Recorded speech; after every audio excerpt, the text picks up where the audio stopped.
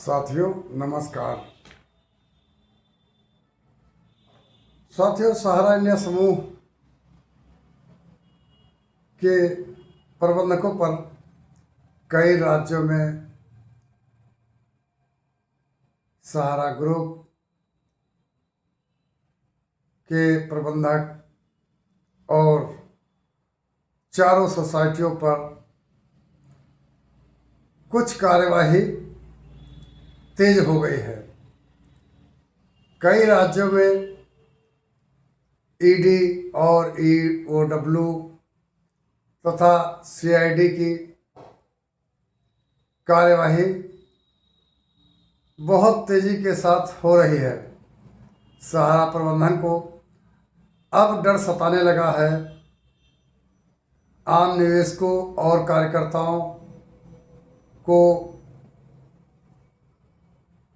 जो निवेश किया था धन सहारा इंडिया समूह में और एजेंट साथियों का तथा कर्मचारियों का जो भी लाभांश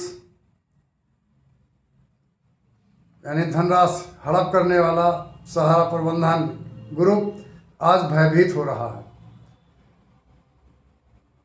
साथियों, तमाम निवेशकों और कई कार्यकर्ताओं ने देश भर में कानूनी लड़ाई को आगे बढ़ाया है।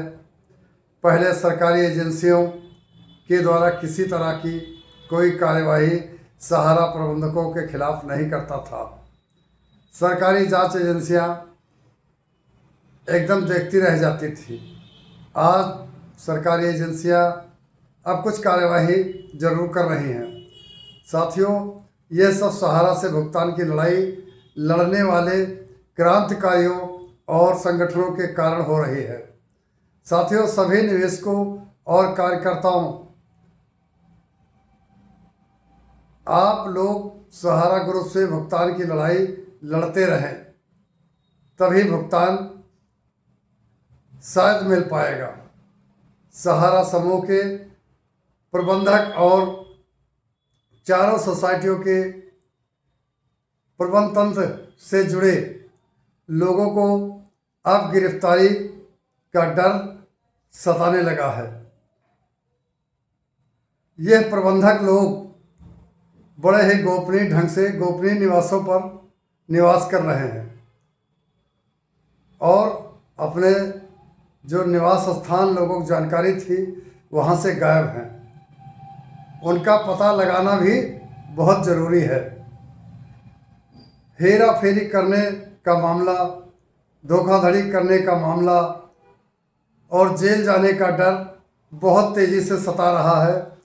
शायद साथियों, हम सब संगठित होकर न्यायालयों में और फोरम में, हाई कोर्ट में, सुप्रीम कोर्ट में संगठित होकर लड़ते रहें और देश की कई उपभोक्ता फोरम के आदेश होने के बावजूद भी सहारा समूह के प्रबंधकों ने भुगतान नहीं दिया। पीड़ितों का गैर जमानती वारंट भी जारी हुए हैं।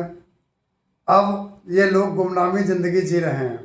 साथियों, अब बहुत ही मजबूत होकर के हम सभी को भुगतान की लड़ाई लड़नी है और अब हम लोग बहुत मजबूत हो रहे हैं। संगठित होकर लड़े। संगठित होना बहुत ज़रूरी है। इन्हीं बातों के साथ साथियों, मैं इस यूट्यूब चैनल आपकी आवाज़ DL यादव 4748 के माध्यम से देश के समस्त निवेशक भाई, एजेंट साथी और कर्मचारी भाइयों से मैं निवेदन करता हूं कि यदि आप लोगों ने इस यूट्यूब चैनल को सब्सक्राइब अभी तक नहीं किया है, सब्सक्राइब करें, कमेंट करें, लाइक करें, शेयर करें और अब हम लोग भुगतान लेकर ही रहेंगे, बशर्ते संगठित होना बहुत ज़रूरी है। लड़ाई लड़नी बहुत ज़रूरी है, मजबूती से लड़ाई लड़नी है। इन्हीं बातों के साथ मैं अपनी बात समाप्त करता हूँ। धन्यवाद।